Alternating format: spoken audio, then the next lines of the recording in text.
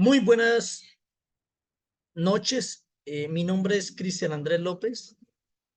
Para el presente video, pues voy a tratar de exponer en buena medida lo que he comprendido a lo largo de esta unidad. El proceso constituyente en Colombia, especialmente el proceso de la Constitución de 1991. Pues antes de entrarnos directamente a este proceso, digamos que hay un par de comentarios que estimo no sobran. La Constitución o la República de Colombia, perdón, es una república con un proceso de múltiples constituyentes desde nuestra independencia, desde nuestra firma de acta de independencia. Hemos atravesado alrededor de 10 procesos constituyentes, contando el de 1991. Cada una de estas constituciones seguramente generó un aporte, generó también una controversia, mejoró en algo y seguramente perdimos en algo. Eso hace que fueran continuamente modificadas.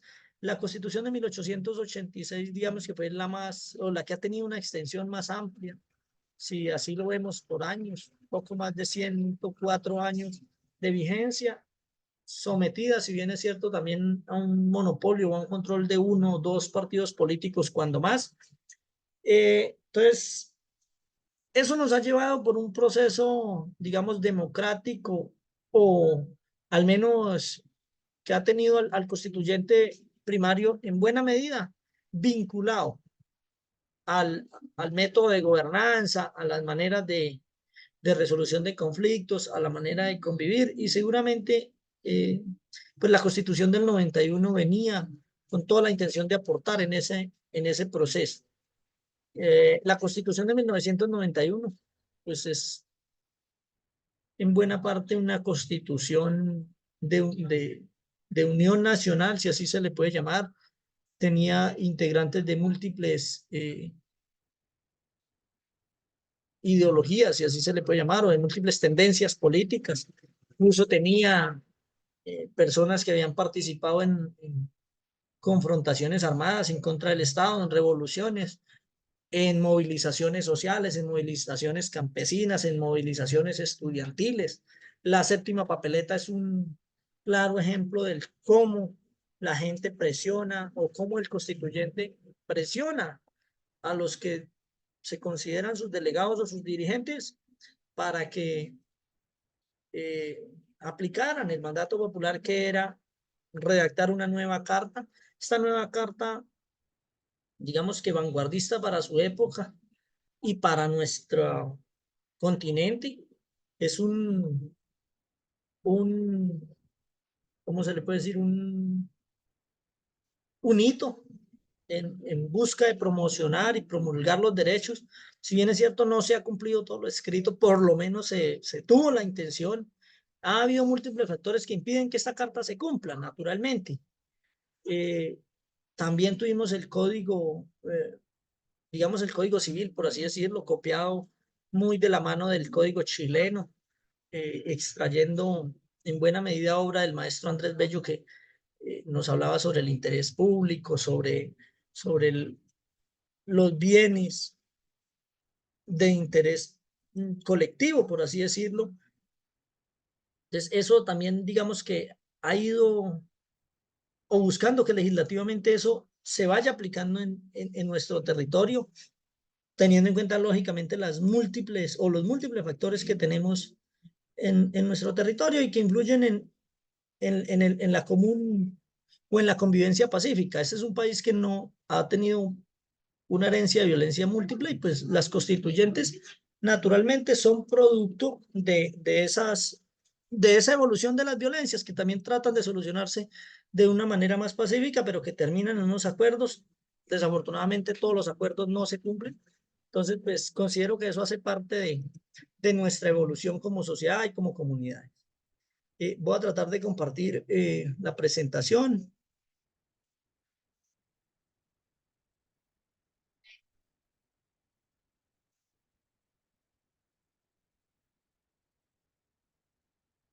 Espero que acá se quede viendo bien.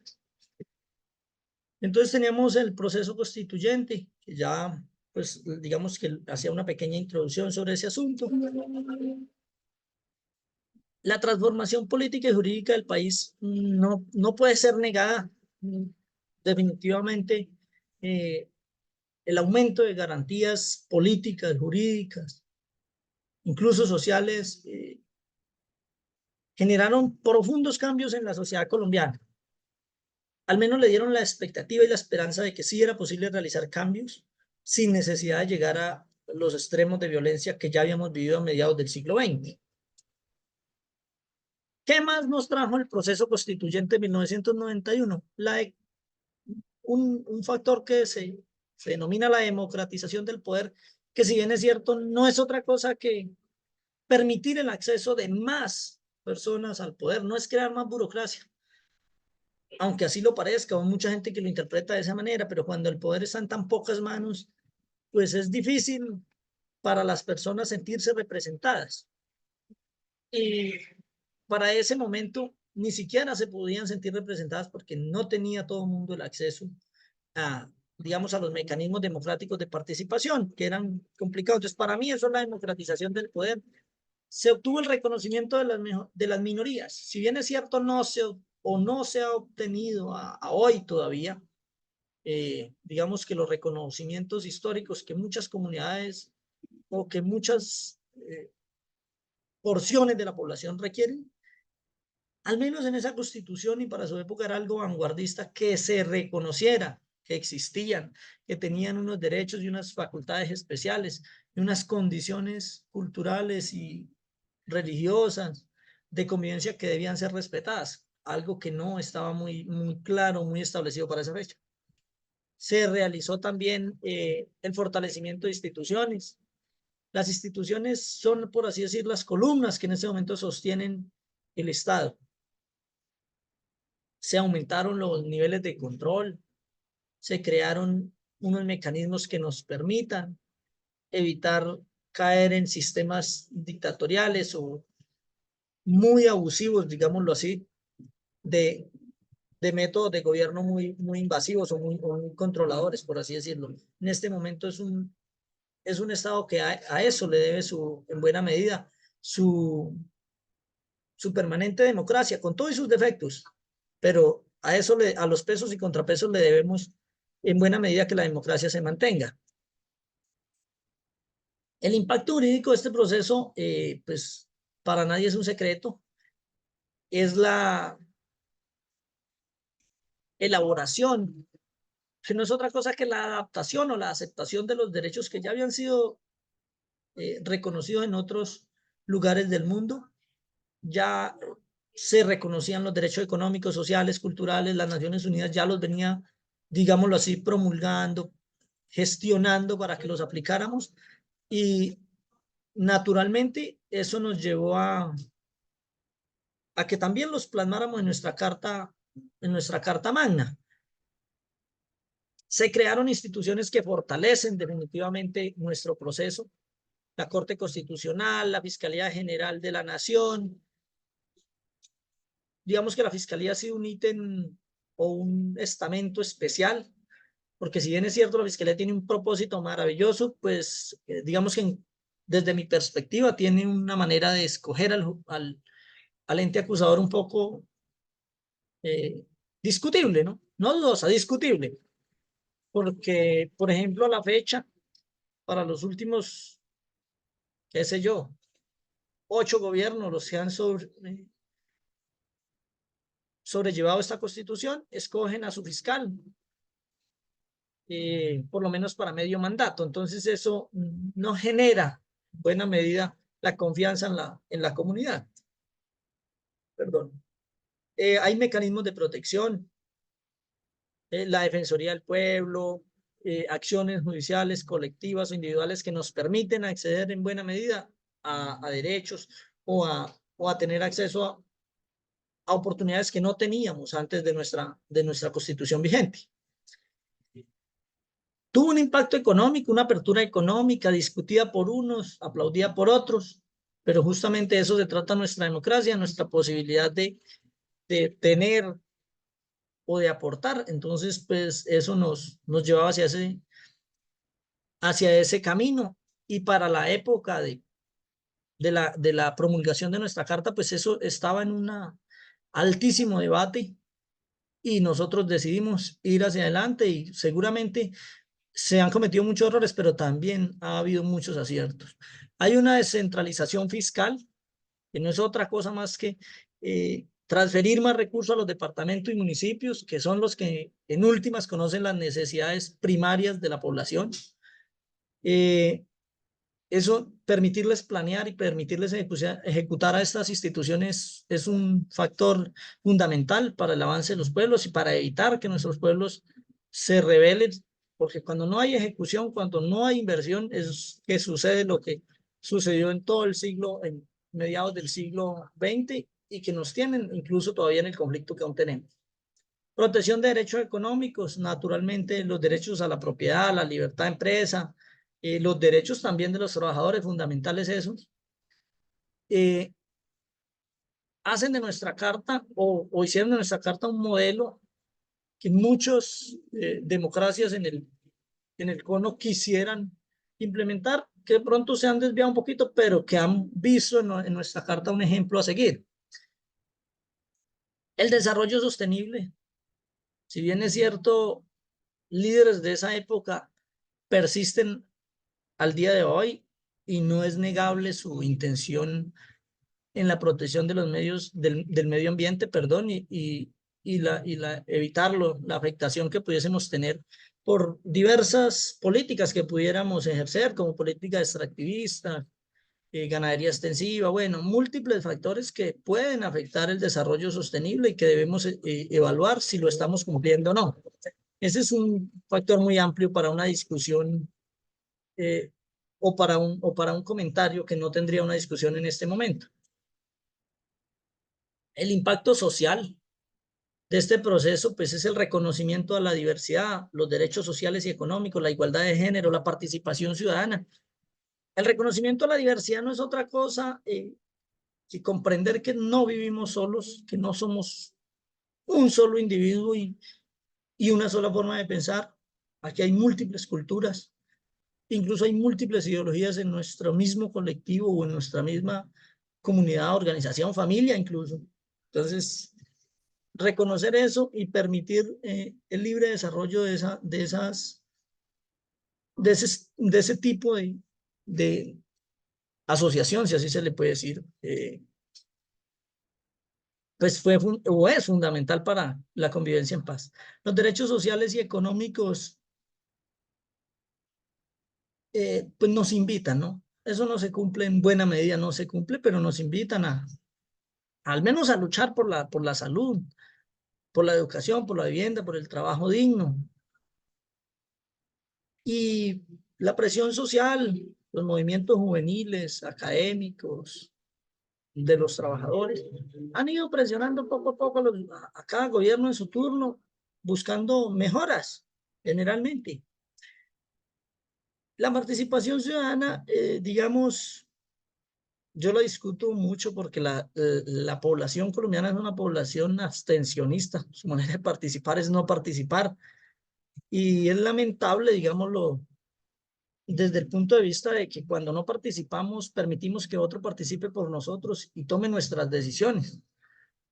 Yo soy una persona con cerca de 33 años y nunca he ejercido el derecho al sufragio, toda vez que la actividad, digamos, lo laboral que desarrollo no me lo permite, pero digamos que considero el voto como un don valioso. Dado de eso es que estudio ciencias políticas. Quisiera entender en buena medida por qué mucha población no participa, pero también es un factor respetable que la Carta así lo protege y así lo permite. Entonces, digamos que esa es una crítica que sí le hago al sistema.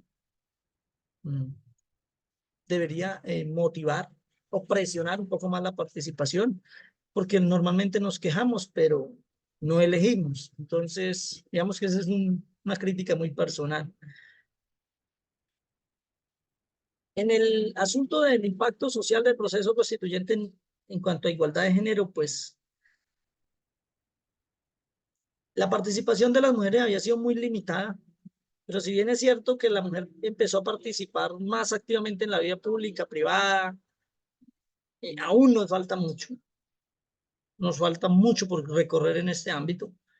Y pues tenemos un atraso que es desde el punto de vista académico, cultural, social y familiar, que no, incluso religioso, que no hemos permitido que avance y debemos seguir trabajando en ese frente.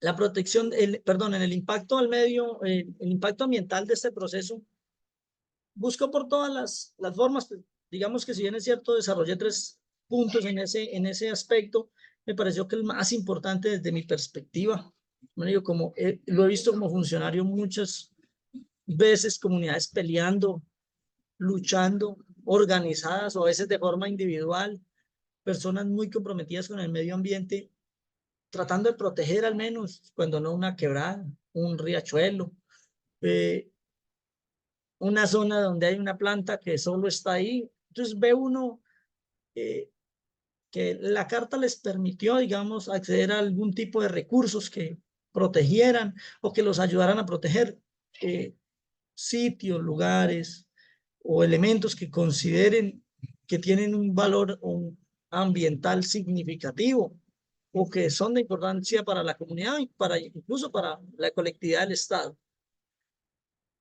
Hubo un impacto cultural significativo, se reconoció la diversidad cultural, el patrimonio cultural, la educación intercultural. Se dice que se promovió, pero realmente pues es muy poco lo que se ha avanzado en ella. Si bien es cierto, existen algunos mecanismos, nos falta mucho en ese sentido. Basta con ir a una escuela, en la gran mayoría de las escuelas se enseña solo español. Tenemos comunidades indígenas que o no acceden a nuestra educación porque no quieren perder su lengua o porque simplemente no nos comprenden y nosotros no hemos podido comprenderlos a ellos y permitirles continuar su vida de acuerdo a sus tradiciones y a su historia cultural. Digamos que unas reflexiones finales y pues muy personales. Se han obtenido logros, pero tenemos múltiples retos. Digamos que entre los logros más significativos está la democratización del poder político. Para nadie es negable que hoy en día tenemos una altísima polarización en nuestro país, pero eso es producto de una educación mejorada. Yo sé que no es la mejor del continente siquiera, pero hemos avanzado. De lo contrario, todos pensaríamos igual que una sola persona, un solo líder, y tendríamos aquí un imperio, o un rey, o un monarca, o un dictador en el peor de los casos. Entonces, la polarización política y social es tan necesaria como, eh, como justa, por así decirlo. Entonces, no todos tenemos las mismas ambiciones, no todos tenemos los mismos propósitos y no todos leemos la historia de la misma manera. Entonces, tenemos derecho a pensar diferente, tenemos derecho a convivir también en este país. Tenemos retos, como lo comentaba hace un ratico, garantizar una implementación efectiva de los derechos. Naturalmente, reducir las brechas sociales y económicas es un factor primordial para que nuestra carta pueda cumplir su objetivo, que estas brechas son las que nos tienen peleando. Cuando no estamos peleando ricos y pobres, no es necesariamente porque haya un rico y haya un pobre, sino que hay un pobre que tiene que robar y que se busca la comida de la manera que considera o porque le faltó fortalecer sus valores y no necesariamente porque le nazca robar o porque lo hayan llevado a robar, sino que no tuvo una educación, no tuvo una mano que le diera a conocer la disciplina. Y eso hace que el individuo fácilmente falle en estos aspectos y termine intentando robar una cartera y por eso cometiendo un homicidio o cometiendo un intento de homicidio. Y eso hace que nuestra sociedad se haya degenerado en buena medida porque hay unas brechas sociales y económicas demasiado altas. El acceso a la educación no es del todo garantizado, entonces eso hace pues, que se presenten este tipo de eventos. Igual somos una sociedad en evolución y en definitiva tenemos que buscar la manera de convivir en armonía, pero tenemos que trabajar mucho todavía en eso. Otro de los retos es armonizar el crecimiento económico con la protección ambiental. Si bien es cierto, venimos de gobiernos de contrastes, un gobierno que explotaba todo tipo de hidrocarburos con las tecnologías que fuera necesario, sin pensar mucho en el medio ambiente. Y en la actualidad tenemos un gobierno que piensa demasiado en el medio ambiente y está sacrificando el sector de los hidrocarburos. Entonces, digamos que hemos ido dando bandazos un poquito bruscos y por eso debemos tratar de armonizar y corregir ese tipo de mecanismos. Porque si bien es cierto, debemos cuidar el medio ambiente, también debemos proteger económicamente el Estado y sus medios de producción. Entonces, tenemos que buscar la forma de acomodarnos todos, perdón, a ese propósito de nación, a ese propósito de Estado. Digamos que una sola conclusión daría es que el proceso constituyente, y me permito leer de 1991, es un hito en la historia de Colombia, sentando las bases para una transformación profunda de la sociedad en el ámbito político, jurídico, económico, social y cultural. Sí, eso es muy significativo, sí, es muy significativo, pero tenemos retos significativos también que tenemos que buscar la forma de alcanzarlos. Tenemos que buscar la manera de materializar nuestros derechos que están consagrados en la Carta, pero que no los hemos podido ejecutar porque uno u otro factor ha hecho o ha impedido o nos ha distraído del camino, las guerras, los conflictos, los desastres, han hecho que nos desviemos del camino tratando de tapar un huequito, tapar otro huequito y no hemos logrado llegar al objetivo que teníamos propuesto como Estado, que se propuso para esa fecha como Estado entre diferentes, porque hay que reconocer que nuestra carta fue hecha por personas con absoluta discrepancia política, pero que lograron colocarse de acuerdo para escribirla, para desarrollarla, y es la que tenemos hoy en día, debemos cuidarla, protegerla y tratar de cumplirla. Muchas gracias.